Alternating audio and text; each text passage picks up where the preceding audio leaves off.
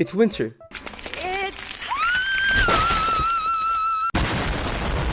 You know what that means. Snow, gifts, and most importantly, video games. Obviously, when you talk about video games, one name always comes up: Mario. Super Mario holds a space in many people's hearts during the holidays. Whether it's playing Mario Kart with your family, or finally playing that new 3D Mario, Mario always pops up in the holidays. In today's video, I'll be ranking some of Mario's most iconic winter maps, so you know which Mario games to play this holiday. Starting off with Mario Kart. Mario Kart is Nintendo's best-selling Mario franchise. It's insanely popular. It's so popular, in fact, that Nintendo made Mario Kart World the first release title for the recently released Nintendo Switch 2. With these racing games comes a whole lot of tracks, some being better than the other. Mario Kart's first entry in 3D, Mario Kart 64, brought many exciting tracks, one of those being Sherbert Land. It had exciting new features that made it so unique, like penguins and a unique slippery track. Although this track had a simple layout with cool mechanics, the N64 controller made it super hard to navigate in. You would genuinely spin out every couple seconds, and that just made you want to play other tracks. Because of the handling alone, I'm gonna give this an F tier. But this isn't the end of Sherbert Land's story. On April 28th, 2017, Mario Kart 8 Deluxe on the Nintendo Switch released. This game ended up being Nintendo's best-selling game on the Switch, and on this game was the new version of Sherbert Land. This new version of the track brought new visuals, as well as an underwater section and Shy Guys who would ice skate around you. This blend of old and new ideas alongside a less slippery track creates such an enjoyable track that you can't even tell is being remade. It genuinely feels like a new track. Although it's far better than the original, it's still not my favorite, so for that, I'm giving it a B tier. If I were to choose a winter track in Mario Kart 8 Deluxe that I would want to play, I'd play Mount Wario. Mount Wario not only uses full advantage of the hardware it's played on, but it does it flawlessly. This track doesn't even have any ordinary laps. It's just one continuous track split up by sections. And I would say that there's not a single bad section. They're all equally amazing. You literally start from a helicopter. That in itself deserves an A tier. Next up, Mario Party.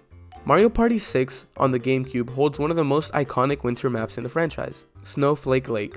This large board creates so much chaos with the Chomp Steal feature. You can literally ride a Chain Chomp to steal stars from others, a feature we don't see again until recent titles where we got the Chomp Call. But the Chomp Call just moves the star across the map. It doesn't even do the same thing. This unique feature, along with Mario Party 6 fun minigames, created a great map. There are some downsides though.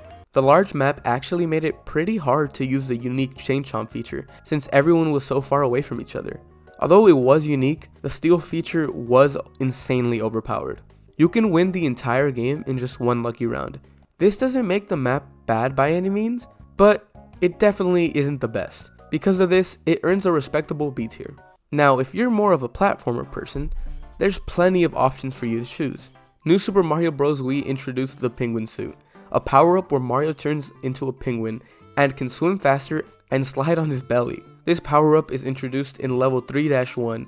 I honestly don't have much to say about this level, even after replaying it, and I feel like that's the biggest problem. This level is one of the most boring snow levels in all Mario games, and it really highlights the problem with the new Super Mario Bros. Games. Apart from the penguin suit, which is great, don't get me wrong, and the enemies, which look really cool, this level doesn't have much to give. It's linear, boring, and there's other variations of this level later on in the game and in other games that do it far better. It's pretty disappointing for the first snow level in this game, and for that, it gets a C tier. Not bad, but not good either. On to Mario's 3D titles. Super Mario 3D World is a great multiplayer 3D entry that is loads of fun. I remember playing this game with my siblings when it got re-released on the Switch, and I just had a blast with it. Snowball Park was one of my favorite levels. This time, the slippery ice actually makes the level 100 times more hilarious instead of degrading the level. This level also has a propeller block that you can wear on your head and fly with.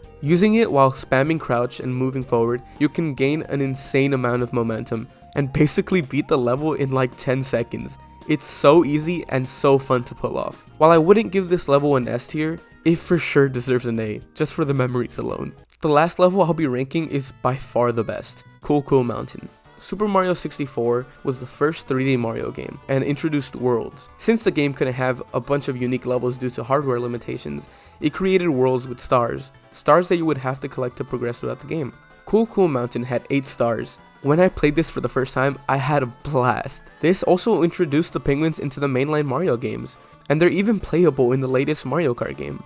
This world also has one of the most iconic levels where you literally slide down, collecting coins and avoiding enemies while listening to this banger of a track. I played this game for the first time for this video, and I honestly wish I played it a lot sooner because this level was amazing. Because of all of this, it gets the first and only S tier of the video. With that, that's my ranking of some of the best and worst winter levels in the Mario franchise. Let me know if you agree or disagree with my list in the comments below. Anyways, that's all. Happy holidays everyone, and bye!